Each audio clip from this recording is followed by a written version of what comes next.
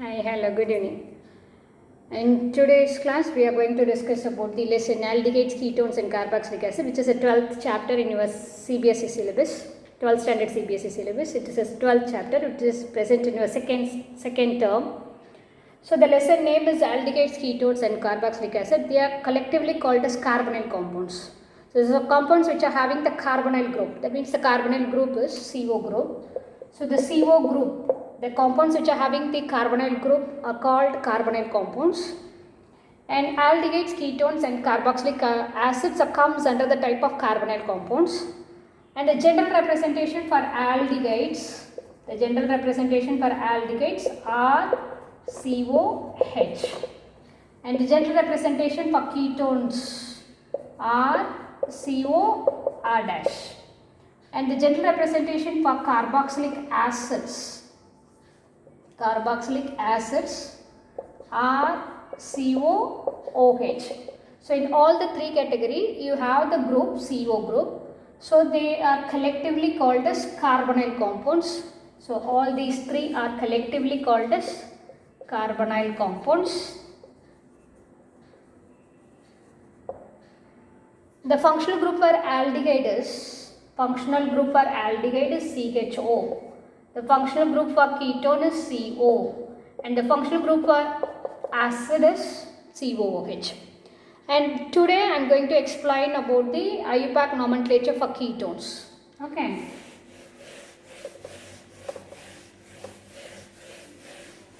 The general representation for ketone, as I said, it is RCOR dash, which is the general representation for ketone. Here the functional group is CO. And the secondary suffix for that one is ONE. Okay. And R and R dash are alkyl groups here. So in this representation, CO is the functional group and secondary suffix for ketone is ONE and R and R dash are alkyl group here. So based on the nature of the alkyl group present in the ketone, we can classify the ketones into two types. What are they now? It is symmetrical ketone and unsymmetrical ketone. So based on the nature of the alkyl group, alkyl group means it is R and R dash. So based on the nature of the alkyl group, we can classify the ketones into two types. One is symmetrical ketone, another one is unsymmetrical ketone.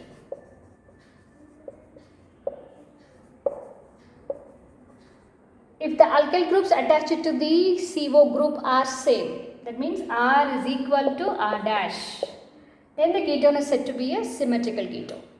If R is not equal to R dash, then the ketone is said to be unsymmetrical ketone. For example, if we have methyl group on both the sides of the ketone, then it is an example for symmetrical ketone.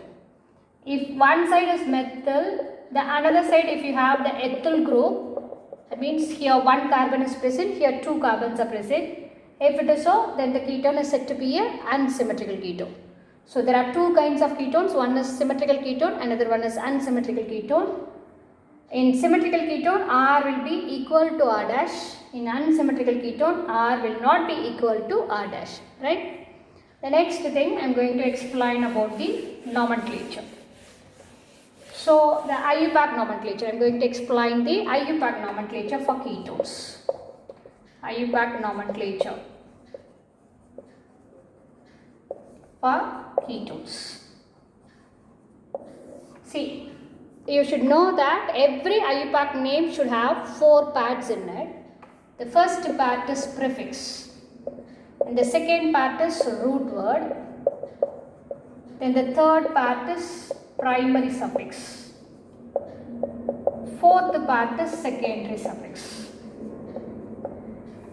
And hope you know what do you mean by prefix. That means the prefix name should have the name of the substitute in it. All these things you may study in your previous lessons. The root word should tell you how many carbons are there in the main chain. And the primary suffix will tell you whether the given compound is saturated or unsaturated. The secondary suffix will tell you the name of the functional group. Here for ketone, the secondary suffix is ONE. The secondary suffix for ketone is ONE. Primary suffix may be ANE or ENE or YNE. That depends upon the nature of the carbon-carbon covalent bond. If it is a single bond, the primary suffix is ANE. If it is a double bond, it is ENE. If there is a triple bond, it will be YNE.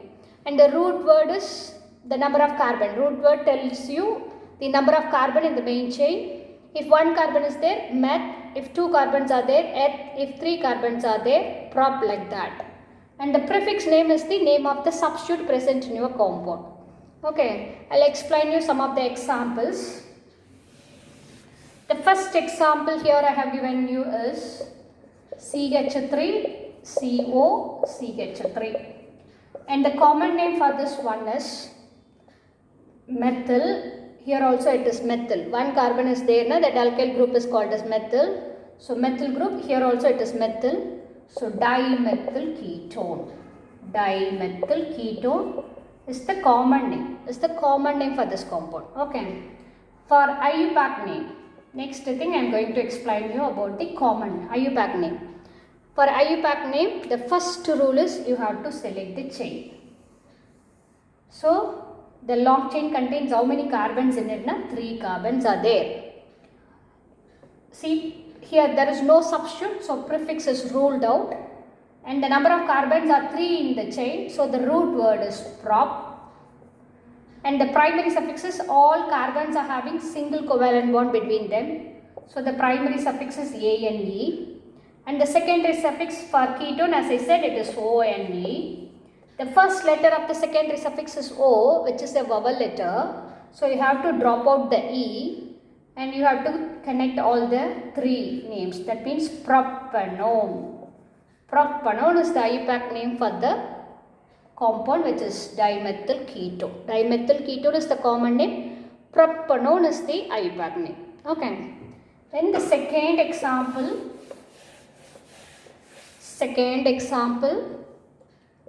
CH3. One side is methyl. The another side is ethyl group is there. So this is methyl. And there are 2 carbons. So this is ethyl. So this is methyl. And this is ethyl. And according to the rules of IUPAC name, alphabetical, you have to follow the alphabetical order. In alphabetical order, it is ethyl, this is methyl. So ethyl methyl ketone. Ethyl methyl ketone is the common name for this compound. Now I am going to give the IUPAC name. So I have to select the chain. First carbon, second carbon, third carbon, fourth carbon. And if there are 4 carbons, the root word, prefix is not necessary here. Why? Because there is no substituent in this compound. So prefix is ruled out. The next part is root word. So there are 4 carbons in the chain. So the root word is but plus ANE, because all carbon-carbon are connected through single covalent bond. And the secondary suffix is ONE. O is a vowel letter. So you have to drop out the E. And the name of the compound is butanone. Right? Then the third one is the third example. The third example, CH3, CH2, CO, CH2, CH3. Here CH3, CO, CH2, CH2, CH3. Here, look at these 2 examples I have given here. Both are having the same formula. How many carbons are there? 5 carbons. So C5. How many hydrogens are there? 10. C5H10O. C5H10O is the molecular formula. If you check this compound, number of carbons are 5. And hydrogens are 10. And the oxygen is O. So both are having the same formula, C5H10O. But their structures are different. Here the ketone group is present in the 3rd position. So I am selecting the chain and I am giving the numbering 1, 2, 3, 4, 5. Here also I am selecting the chain. I am giving the numbering 1, 2, 3, 4, 5. What is the difference between the two compound? Here in the third position carbonyl group is there, and in that compound in the second position carbonyl group is there. So in this case I have to mention about the position of the ketone group in my IUPAC name. Okay. So the total number of, here also there is no substituent in the chain, so prefix is ruled out. The root word is, totally there are 5 carbons, the root word is pent. Here also there are totally 5 carbons, so the root word is pent. And the primary suffix is ane in both the cases, so penten. And you have to drop out the e, and here it is penten 3-one. The name of this compound is penten 2-one. Why? Because here in the third position you have the ketone group. Here in the second position you have the ketone group. So these two are called as isomers, and they are position isomers. Why? Because they have the same formula, but the position of the functional group is different in these two cases. So this is penten 3-one, this is penten 2-one, both are position isomers. And one more example I will give you which has the prefix in it. Okay. So prefix, what is that prefix? You should know what is that prefix, no? So for that I am giving one more example. I am taking this compound, and this compound I have the chain like this. So this is also have the formula C5H10O. This is another isomer for the previous compound. So C5H10O. And the first rule, according to the first rule of the IUPAC nomenclature, I have to select the chain which has the continuous number of carbon. So first carbon, there are totally 4 carbons. And the second rule is, while giving, I can give the numbering either from my left hand side or from my right hand side, but while giving the number, the lowest number should be given to the functional carbon. So if I start the numbering from my left to right, the second position will be given to the ketone group. If I start the number from right to left, third position will be given. So I have to select the chain and give the number from left to right. So 1, 2, 3, 4. Now this methyl group will be considered as the substituent in it. So the position of the substitute is 3 and the name of the substitute is methyl group. So the prefix has come here. Prefix is 3-methyl. 3-methyl. Total number of carbon in the root word is but. Ane is the primary suffix and the position is 2-O. So the name of the compound is 3-methyl butane 2-O. Okay, so this is what the IUPAC nomenclature for ketones. Thank you.